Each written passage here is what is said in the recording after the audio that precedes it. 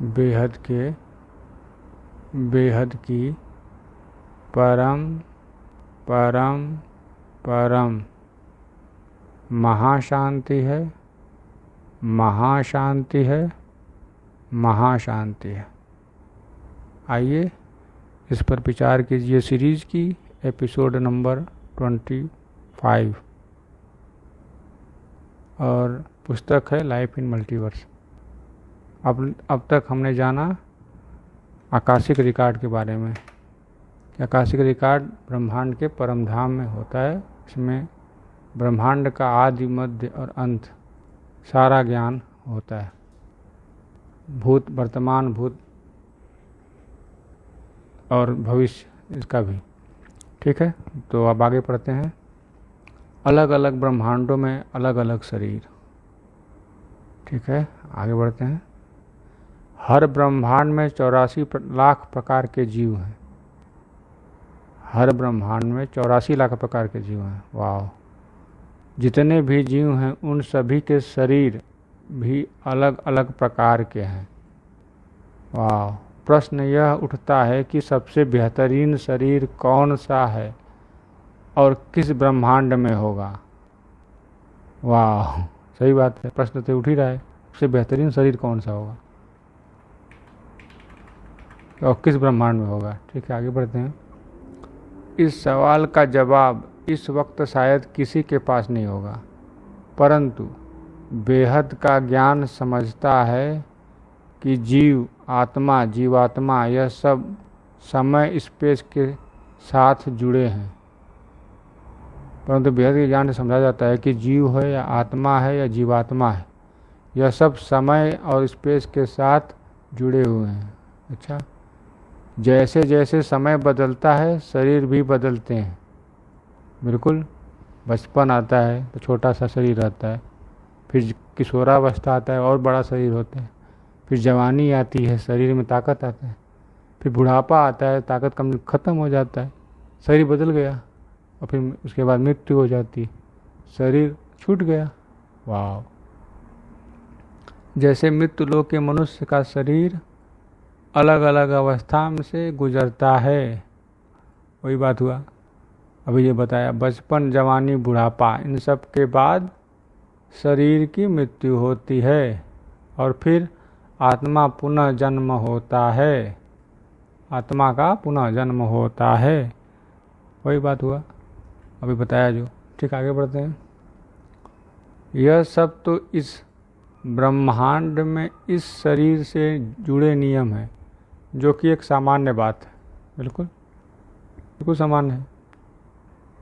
पर जब आत्मा इस ब्रह्मांड के ऊपर के आयामों में जाती है तब वहाँ की सच्चाई बयां करनी मुश्किल ही नहीं, नामुमकिन हो जाती है। हैं? ये तो यही बात हो गया, जैसे डायलॉग था, डांड का तो 11 मुल्कों की पुलिस इंतजार कर रही है, लेकिन डांड को पकड़ना मुश्किल ही नहीं, नामुमकिन है। अच्छा ठीक है, आगे बढ़ते हैं। क्योंकि धरती लोक का मनुष्य अभी यह जानने तथा समझने में सक्षम नहीं है। बात तो सही है, आगे बढ़ते हैं। मनुष्य की आत्मा की शक्ति का अभी विकास नहीं हुआ है। अच्छा, आत्मा की शक्ति का विकास नहीं हुआ है। अच्छा, आने वाले समय में जब साइंस का विकास होगा तब शायद मनुष्य इस बात पर यकीन कर पाएंगे। अच्छा, साइंस का विकास होगा तो उनको यकीन होगा कि आत्मा का विकास नहीं हुआ है। आत्मा का विकास नहीं हुआ है तो अभी समझ नहीं पाएगा ऊपर के आयामों का। जब साइंस विकास होगा तो फिर ऊपर के आयाम भी समझ में आ जाएगा। अच्छा, आगे बढ़ते हैं। अभी के लिए इस विषय पर जितना हो सके उतना पर्दा उठाने की कोशिश करते हैं। अच्छा ठीक है, करते हैं। इसको भाग्यवान आत्मा जरूर समझेगी। ये जी, जो भाग्यवान मतलब जो भाग्य जिसके भाग में होगा समझना, वही समझेगा। इस पर विचार कीजिए कि आपके भाग्य में ये ज्ञान है या नहीं है समझने के लिए। आगे बढ़ते हैं। वैसे तो अनंतानंद ब्रह्मांड है, ठीक है, अनगिनत गैलेक्सियां हैं, ओके, अनगिनत यूनिवर्स है, ओके, अनगिनत मल्टीवर्स है। सभी के बारे में जानना नामुमकिन है। आज मनुष्य जितना भी ज्ञान जानता है वो सिर्फ सागर की एक बूंद के समान है। जितना जानता है वो सागर की एक बूंद के समान है। और सागर क्या एक बूंद का है? विचार कीजिए इस पर। क्या सागर एक बूंद का है? तो ज्ञान तभी तो एक ही बूंद के समान है। ठीक, आगे बढ़ते हैं। बेहद की दुनिया का कोई अंत नहीं है, वो तो बेअंत है। यह सब मानव बुद्धि से परे है, क्योंकि मनुष्य की बुद्धि, मन, संस्कार सब कुछ माया से बना है। और बेहद की दुनिया जो कि परम लाइट और परम तत्वों की है, वह सब माया से परे की है। हाँ, बेहद की दुनिया परम लाइट और परम तत्वों की है, जो कि वो माया से परे है। इसलिए मनुष्य जब तक मायाजीत नहीं बनता तब तक यह समझना संभव नहीं है। मायाजीत बनना ही पड़ेगा।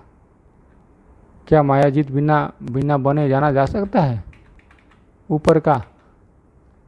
ठीक है।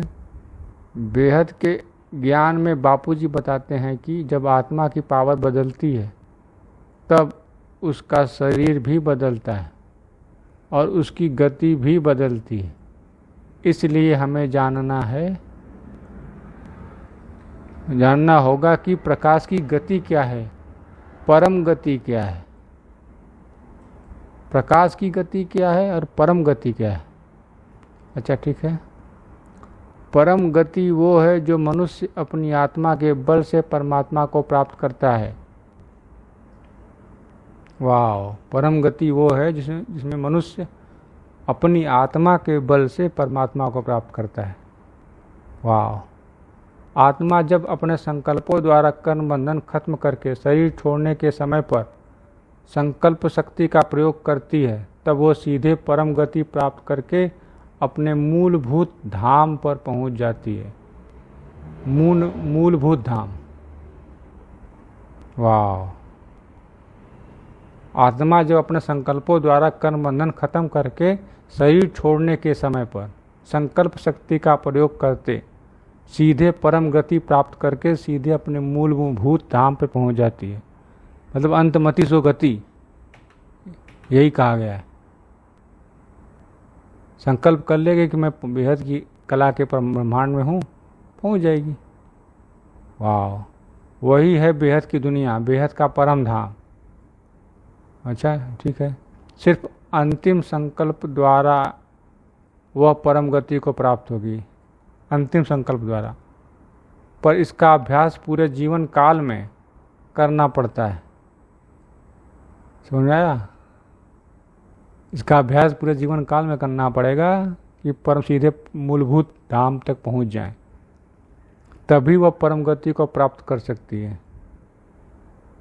ओह, ये तो बड़ा कठिन लग रहा है। इस यात्रा के दौरान आत्मा अलग अलग ब्रह्मांडों में से निकलती है और उस समय के दौरान उसका शरीर भी बदलता है। वाह। बापूजी ने अपनी वीडियो जर्नी ऑफ सोल में काफ़ी गहराई से यह बात समझाई है। गजब। की यात्रा के दौरान अलग अलग ब्रह्मांडों से गुजरती है तो उनका शरीर भी अलग अलग ब्रह्मांडों की तरफ बनता जाता है, बदलता रहता है। वाह। विचार कीजिए कि क्या ऐसा होता है? ऊपर के आयामों में जाने पर शरीर भी ऊपर के आयामों की तरफ बदलता है। आत्मा ऊर्ध्वगति और अधोगति में अपने शरीर को बदलती रहती है। बिल्कुल, ये तो बिल्कुल सही है। ऊर्ध्वगति होगी तो शरीर हल्का होगा और ऊपर जाएगा, अधोगति होगी शरीर भारी होगा और जीव बनता जाएगा, जानवर बनता जाएगा, वृक्ष बनता जाएगा। जैसे जैसे माया की दुनिया से परे होती है वैसे वैसे शरीर में आत्मा का प्रकाश बढ़ता चला जाता है। माया की दुनिया से परे होगी है तो शरीर में आत्मा का प्रकाश बढ़ता चला जाता है। वाह। आत्मा जब अलग अलग पीढ़ी में या अलग अलग कला की दुनिया में पहुंचती है तब उसका शरीर भी कला की पावर के अनुसार बदलता है। वाह! आत्मा जब अलग अलग पीढ़ी में या अलग अलग कला की दुनिया में पहुंचती है तब उसका शरीर भी उसी कला की पावर के अनुसार बदलता है। वाह! अलग अलग प्रकाश का शरीर और उसमें ज्ञान की अलग अलग मात्रा भी होती है। वाह! ज्ञान का शरीर भी होता है, अलग अलग मात्रा भी होती है। वाह! अगर मनुष्य आत्मा हमारे ब्रह्मांड शरीर के रहस्य की गहराई को समझे तो उसकी आगे की यात्रा सरल हो जाएगी। अगर मनुष्य आत्मा हमारे ब्रह्मांड के शरीर के रहस्य को गहराई से समझे तो उसकी आगे की यात्रा सरल हो जाएगी। वो कहा गया ना शास्त्रों में, यथा पिंडे तथा ब्रह्मांडे, यथा पिंडे तथा ब्रह्मांडे। जो पिंड में है वही ब्रह्मांड में है। पिंड कौन? शरीर। जो शरीर में है वही ब्रह्मांड में है। वाह! आत्मा क्या है? कैसे आत्मा कैसी लगती है? आत्मा कहाँ रहती है? इन सब सवालों का जवाब आइए खोजते हैं। आत्मा के अस्तित्व को सभी धर्म मानते हैं। बिल्कुल। कोई आत्मा कहता है तो कोई रूह कहता है तो कोई सोल कहता है। विज्ञान मानता है कि आत्मा एक कॉन्शियस एनर्जी है जो जागृत है। मैं एक आत्मा हूँ। शरीर तो आत्मा का कर्म करने का एकमात्र साधन है। ओ, कॉन्शियस एनर्जी विज्ञान मानता है। ठीक है, उसका विज्ञान को आत्मा कहने में दिक्कत होगी क्योंकि विज्ञान समझता है ये तो रिलीजियस है, धार्मिक है। और धार्मिक वही है जो नास्तिक है। धार्मिक वो नहीं है जो नास्तिक है। नास्तिक जो कहते हैं भगवान नहीं है तो वो कैसे मानेगा कि सोल है। ठीक है, आगे बढ़ते हैं। बेहद की आत्मा परम प्रकाश किससे बनी है? अच्छा, आत्मा के प्रकाश की किरणों चारों ओर फैलती है, उसे माइट कहते हैं। अच्छा, माइट माना प्रकृति। अच्छा, आत्मा की जो किरणें हैं वो चारों ओर निकलती हैं, उसे माइट कहते हैं। और माइट माना प्रकृति। अच्छा, लाइट के ऊपर हमेशा माइट का सुरक्षा कवच होता है। माइट लाइट की सुरक्षा करती है जिससे आत्मा के अंदर किसी भी प्रकार का कचरा न जाए। ओह, तो प्रोटेक्शन का काम करती है माइट। माइट बोले तो प्रकृति। प्रकृति सुरक्षा करती है पुरुष की, आत्मा की। वाह, क्या ज्ञान है। फिर क्या है? आत्मा बड़े माइंड के केंद्र में निवास करती है जहां हम तिलक करते हैं। अच्छा, भृकुटी के पीछे आत्मा का मूल स्वरूप पवित्र, पावन और शुद्ध होता है।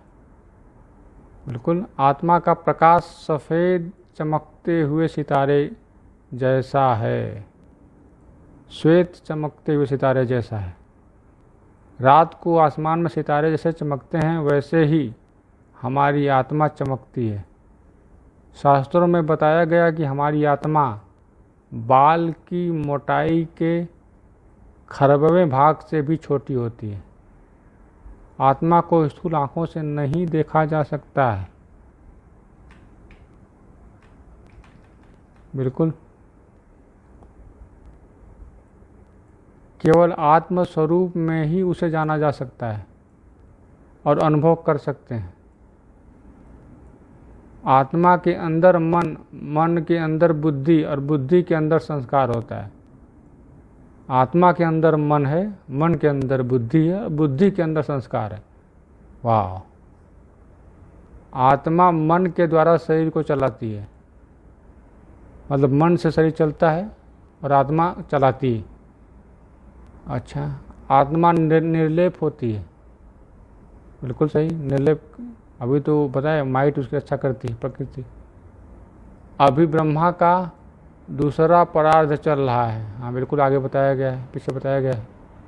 ब्रह्मा का पहला परार्ध बीत चुका है और आत्मा 198 करोड़ वर्ष से जन्म मृत्यु के चक्र में चली आ रही है। क्योंकि पहला दिन चल रहा है, 199 करोड़ उसका हो गया है दिन का ब्रह्मा जी के। इसलिए मनुष्य की आत्मा के ऊपर कई जन्मों के कर्मों का आवरण चढ़ गया है। मतलब जो कर्म करते हैं उसका आवरण चढ़ जाता है आत्मा के ऊपर। वाह। मृत्यु के बाद आत्मा के साथ सूक्ष्म और कारण शरीर साथ होता है।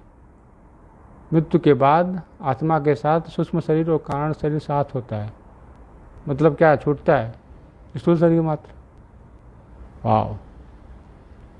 मनुष्य इन सभी शरीरों का मालिक है, परंतु वह उसे कभी जान ही नहीं पाता, क्योंकि मनुष्य सिर्फ इन आँखों से देखने वाले शरीर को ही सत्य मानता है और उसका ध्यान रखने में ज़्यादातर समय व्यतीत करता है। भाई समझता तो है, क्योंकि ये जो दिख रहा है शरीर इसी यही सही है, यही सच मानते हैं और इसी को सुरक्षित रखने में लगे रहते हैं। व्यायाम करते हैं, बढ़िया भोजन करते हैं, श्रृंगार करते हैं, इसके बालों की रक्षा करते हैं, इसके चेहरे की रक्षा करते हैं, सुंदर दिखे। बात तो सही है। ठीक है, ठीक है। अब आगे के लिए अगले एपिसोड में, तब तक के लिए बेहद की परम परम परम महाशांति है, महाशांति है, महाशांति है। बेहद की परम शांति सोचो, बोलो परम शांति। Join us daily for our morning live meditation, Monday to Saturday, 5:30 to 6:30 a.m. Join us daily for live meditation, 10 p.m. to 11 p.m. on YouTube Live. Subscribe now. Website www.paramshanti.org. Email us anant@paramshanti.org. Like, share, subscribe. Join today. बेहद की परम शांति सो